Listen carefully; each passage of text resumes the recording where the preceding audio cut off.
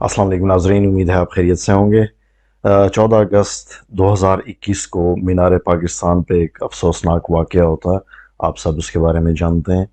Unfortunately ये वाक़या बहुत ही ज़्यादा आउट ऑफ प्रोपोर्शन चला गया।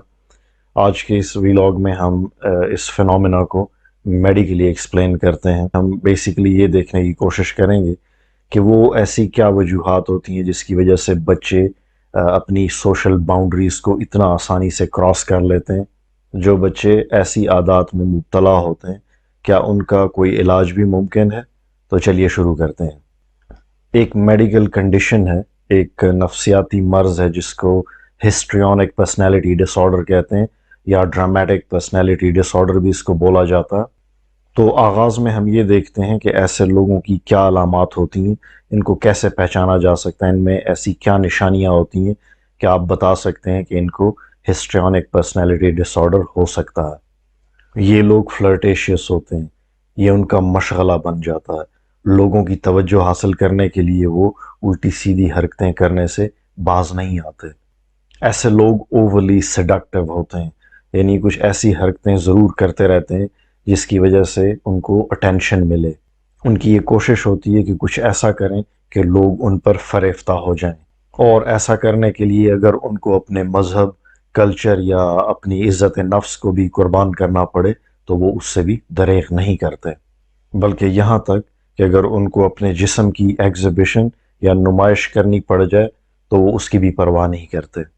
वो लोग जिनके पास अच्छी शक्ल होती है वो बहुत आसानी से बहुत कुछ करने में कामयाब हो जाते हैं, और जिनके पास अच्छी शक्ल नहीं होती वो अपने जिस्मानी खद्दो खाल का इस्तेमाल करने लगते हैं। और अगर ऐसे लोगों के पास अच्छी शक्ल हो और उनको अपने जिस्मानी खद्दो खाल पे भी कॉन्फिडेंस हो तो ऐसे लोग बहुत आसानी से ये ड्रामा क्रिएट करने में कामयाब होते हैं। और ऐसे ही लोगों को मीडिया भी प्रमोट करता है क्योंकि उनके पास वो सारे टूल्स मौजूद होते हैं जिसकी वजह से उनको सेलिब्रिटी बनाया जा सकता है। मगर यहाँ पे एक बात ज़रूर कहूँगा कि अनफॉर्चुनेटली हमारे माशरे में ऐसे लोग अब सेलिब्रिटीज़ बनते हैं जिनकी अपनी कोई पर्सनल कंट्रीब्यूशन नहीं होती, और सितम ज़रीफ़ी ये है कि हमारे लोग ऐसे ही लोगों को पसंद भी करते हैं। ये लोग मैनिपुलेटिव होते हैं।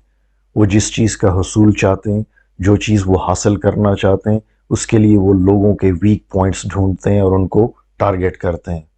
मर्द के बारे में जो नफ्सियाती रिसर्च है वो ये कहती है कि मर्द नज़र का ग़ुलाम होता है। अगर मर्द को सेल्फ कंट्रोल ना हो तो उसको जो चीज़ अट्रैक्टिव नज़र आती है वो उसकी तरफ भागा चला जाता है। मगर रिसर्च ये बताती है कि the women are mostly auditory beings. औरतें कान के रास्ते या सुनने से मुतासर होती हैं, इसलिए उन्हें अपनी तारीफ़ें सुनने का इश्तियाक रहता है। कोई उनकी तारीफ़ करता रहे, दैट मेक्स देयर डे। अगर किसी खातून की पर्सनैलिटी स्ट्रॉन्ग नहीं है तो वो ये हर वक्त चाहेगी कि उसकी तारीफ़ें होती रहें। जबकि दूसरी तरफ मेन आर विजुअल बीइंग्स। मर्द ज़्यादातर देखने से या आँख के रास्ते से दूसरों की जुल्फ के असीर बनते हैं। सबसे बड़ा सवाल ये है कि औरत मैनिपुलेटिव कैसे बनती है, उसके अंदर ये जज्बा कैसे आता है। अगर औरत को घर से अप्रूवल ना मिले, घर से दाद ना मिले, माँ बाप से, बहन भाइयों से उसको वो हकूक ना मिले, वो इज़्ज़त ना मिले जो वो डिज़र्व करती है, तो वो इसकी तलाश में बाहर निकलती है। क्योंकि बचपन ही से अगर उसकी मस्बत जहन साजी नहीं की गई होगी तो वो ऐसी चीज़ों की तलाश के लिए बाहर निकलेगी। और ऐसी औरतें बहुत आसानी से मर्दों को विक्टिमाइज़ भी कर लेती हैं, क्योंकि अक्सर मर्द ऐसे जाल में फंसने के लिए खुद ही तैयार रहते हैं।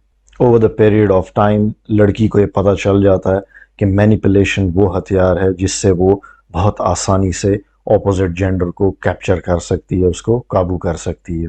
मैनिपुलेशन एक सोशल वेपन है। लड़की की जो सोशल स्किल्स होती हैं उसमें मैनिपुलेशन एक सोशल वेपन की हैसियत रखता है। ये एक समाजी हथियार है, और इसकी एक वजह भी है, चूँकि औरत को फिज़िकली वीक यानी जिस्मानी तौर पे कदरे कमज़ोर बनाया गया है, इसलिए वो मर्द को मुसख्खर करने के लिए नॉर्मली भी अपनी मैनिपुलेटिव स्किल्स को बरूए कार लाती है। झूठ की बुनियाद पर एक बहुत बड़ा पहाड़ खड़ा किया जाता है। ऐसे लोगों ने दरअसल एक नकली चेहरा लगाया होता है। उनके ज़ाहिर और बातिन में बहुत बड़ा तज़ाद होने के बावजूद भी दुनिया ان کی اداکاری سے دھوکہ کھا کر ان کی ایک جھلک کی بےتاب رہتی ہے۔ جان بوجھ کر ضرورت سے زیادہ انوسنٹ بننا، معصوم بننا، کسی کو الزام دے کر ہمدردیاں بٹورنا، اور ان کو یہ پتہ ہوتا ہے کہ ایسا کہنے سے ان کو ہمدردیاں دینے والے بہت آسانی سے مل جائیں گے۔ اگرچہ خواتین ان سوشل سکلز میں قدرتی طور پہ زیادہ ماہر ہوتی ہیں، مگر ان سوشل ویپنز کا استعمال مرد بھی کرتے ہوئے نظر آتے ہیں، اور ایسے ہی مائنڈ گیمز کرتے ہوئے اکثر خواتین و حضرات آپ کو آس پاس نظر بھی آتے ہوں گے۔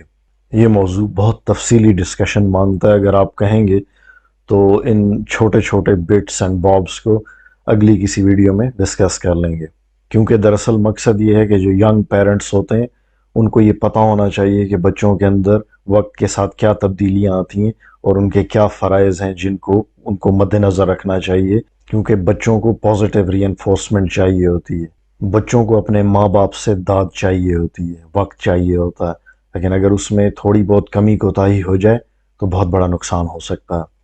تو ایچ پی ڈی یا ہسٹریونک پرسنالٹی ڈس آرڈر کے اندر بچے اٹینشن سیکنگ بیہیویئر میں رہتے ہیں، ان کی اندر سے ایک ڈیپ کریونگ ہوتی ہے، ایک ڈیپ ڈیزائر ہوتی ہے کہ ان کو لوگ چاہیں، ان کے بارے میں بات کریں، وہ لوگوں میں مشہور ہوں۔ راتوں رات مشہور ہونے کے لیے ان کو اگر چیپ سٹنٹس بھی کرنے پڑتے ہیں تو اس پہ بھی آمادہ ہوتے ہیں۔ ان کا فیم ہو، پبلک میں ان کا نام ہو، ان کے فینز ہوں، بھلے ہی معاشرے میں ان کی اپنی کنٹریبیوشن صفر کے برابر ہو، مگر اس کے باوجود بھی وہ اپنے آپ کو ایک کامیاب شخص کے طور پہ لوگوں میں پریزنٹ کرتے ہیں۔ ایک اور چیز جس کا ذکر ریسرچ میں آیا ہے کہ یہ لوگ بہت زیادہ ڈریس بدلتے ہیں، ہر وقت ایک نئے ڈریس کی تلاش میں رہتے ہیں، اور ان کو ایک بڑی عجیب سی الجھن ہوتی ہے اگر ان کے پاس ڈریسز کی کمی ہو جائے۔ They basically use their physical appearance to draw public attention and this gives them pleasure and satisfaction۔ یہ لوگ اپنا ایک ویگ سپیکنگ سٹائل بھی اپنا لیتے ہیں، اکثر آپ نے دیکھا ہوگا کہ ان لوگوں کا ایک فیک سپیکنگ سٹائل بھی وقت کے ساتھ بن جاتا ہے، and that is also used to draw public attention۔ اس بیماری کی وجوہات ڈسکس کر لیتے ہیں۔ اس نفسیاتی مرض کی جو ایگزیکٹ وجہ ہے وہ تو معلوم نہیں ہے، بہت سارے ایسے فیکٹرز اکٹھے ہو سکتے ہیں جس کی وجہ سے بچوں میں یہ پرابلمز شروع ہو جاتے ہیں۔ کچھ ایسے فیکٹرز کا ذکر آتا ہے جس کو لرنڈ اینڈ انہیریٹڈ فیکٹرز کہتے ہیں۔ مثلاً اگر کسی بچے کا بچپن ٹرامیٹک تھا، کسی وجہ سے اس کو پراپر اٹینشن نہیں مل سکی پیرنٹس کی طرف سے، تو وہ اس اٹینشن کی تلاش میں، اس توجہ کی تلاش میں باہر دیکھنے لگتا ہے۔